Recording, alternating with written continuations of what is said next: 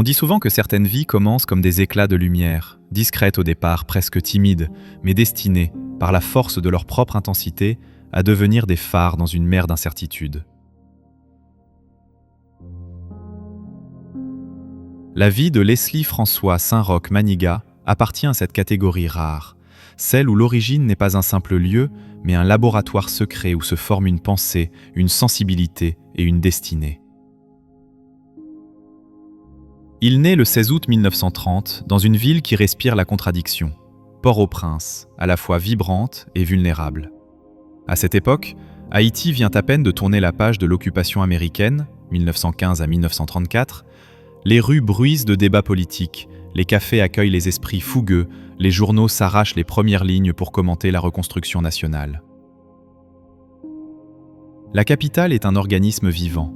Elle respire, elle bouillonne, elle proteste, elle espère. Elle enfante, parfois sans s'en rendre compte, des êtres d'exception. Un petit garçon ouvre les yeux. Il porte déjà 3 prénoms. Leslie François Saint-Roch, comme si ses parents savaient que son identité serait multiple, plurielle, indomptable. Dans cette maison, la richesse principale n'est pas l'argent, mais les livres. Les romans français, les essais haïtiens, les récits bibliques, les chroniques historiques.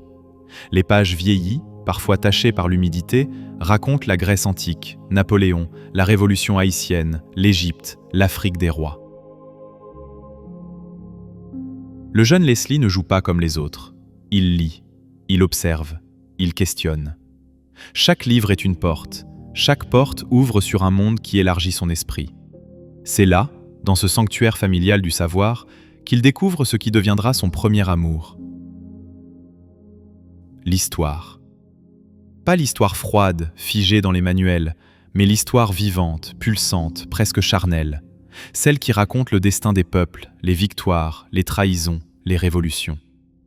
À 8 ans, il cite Dessalines comme d'autres citent des joueurs de football. À 10 ans, il débat déjà avec les adultes, non pas avec arrogance, mais avec cette précision fragile et fascinante qui révèle les esprits précoces. Mais d'où vient ce nom ? Manigat.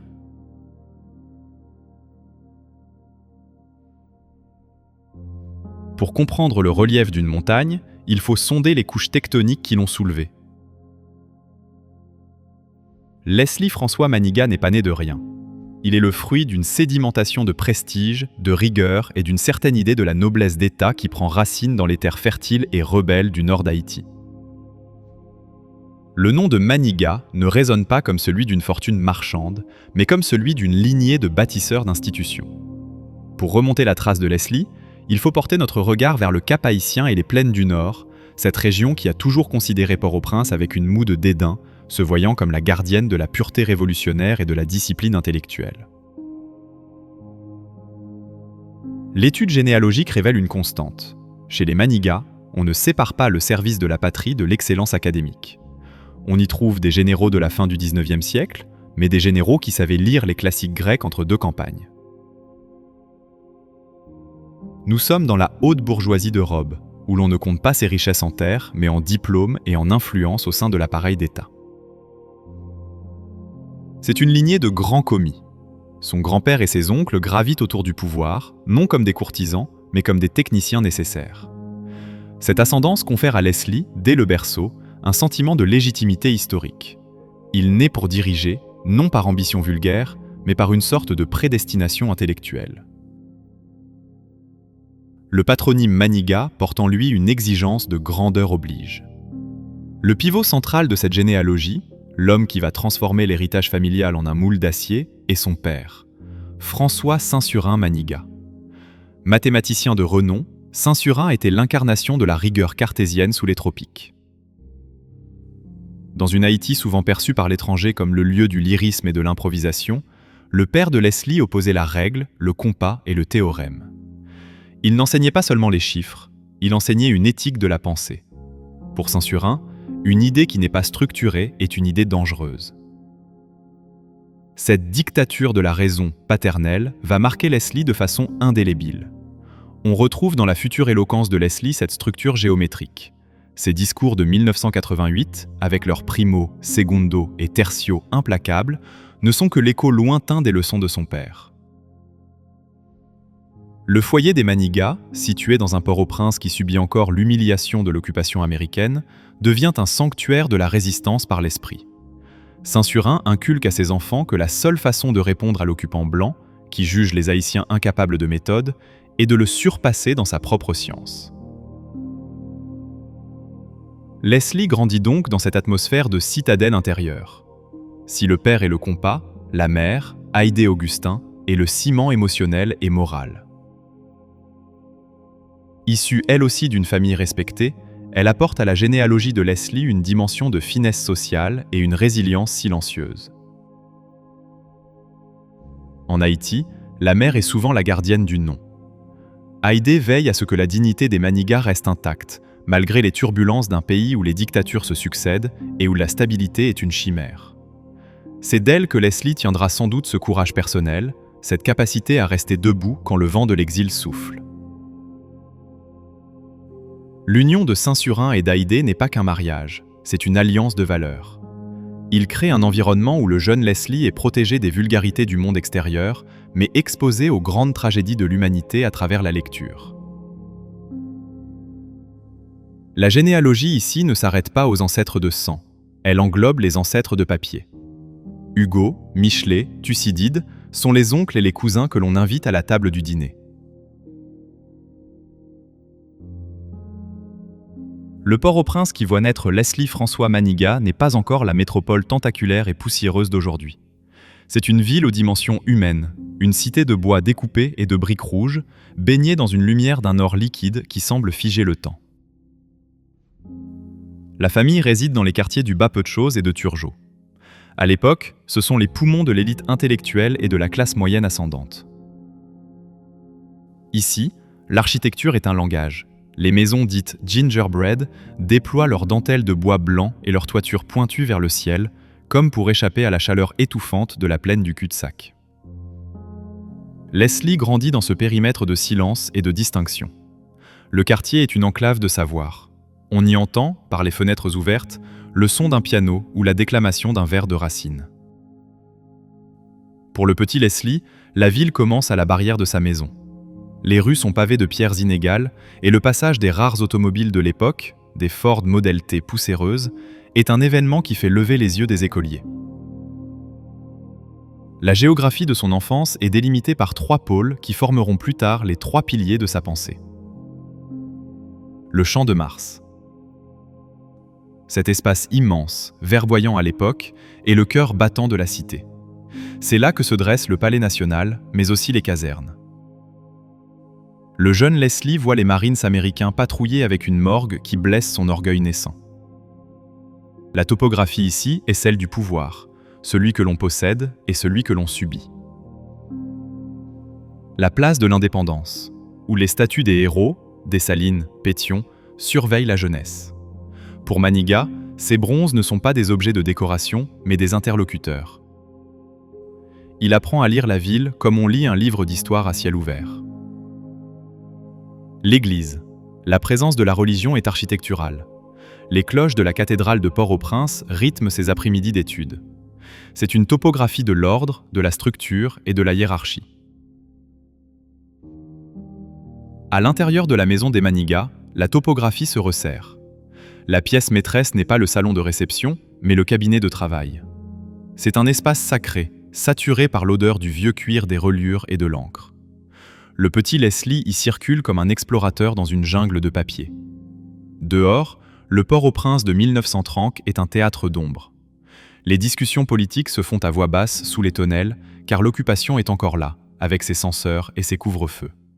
Cette ambiance de citadelle assiégée va forger chez lui un trait de caractère majeur, une capacité de concentration phénoménale. Le bruit du monde peut bien faire rage, le jeune Manigat apprend à s'enfermer dans la géographie de son propre esprit. Il y a aussi les jardins. Les jardins de Turgeot sont luxuriants, peuplés de manguiers centenaires et de bougainvilliers pourpres. C'est là, dans cette nature domestiquée par l'homme, que Leslie fait ses premières expériences de la solitude réflexive. Il n'est pas un enfant qui joue au football dans la poussière des terrains vagues. Il est l'enfant qui marche, les mains derrière le dos, imitant sans le savoir la posture des philosophes qu'il commence à découvrir. L'année 1946 en Haïti n'est pas une date. C'est un cri. C'est le moment où la douceur de vivre du bas peu de choses explose sous la pression d'une jeunesse qui refuse l'élitisme de façade du président Élie Lescaut. Mais pour Leslie Maniga, l'adolescent nourri de latin et de géométrie, cette rupture prend une forme double. Elle est politique, mais elle est aussi spirituelle et tellurique. Alors que le gouvernement Lescaut s'effondre sous les grèves estudiantines, Leslie observe depuis le balcon de sa conscience. Il voit ses camarades du lycée Pétion descendre dans la rue. Il entend les slogans réclamant une seconde indépendance. Mais derrière le bruit des manifestants, il perçoit un rythme plus ancien, plus profond. Celui du tambour. C'est ici que le biographe doit s'arrêter sur une nuance fondamentale de l'âme de Maniga. Bien que pur produit de l'élite intellectuelle catholique et rationaliste, l'adolescent Leslie ne peut ignorer la présence du vaudou.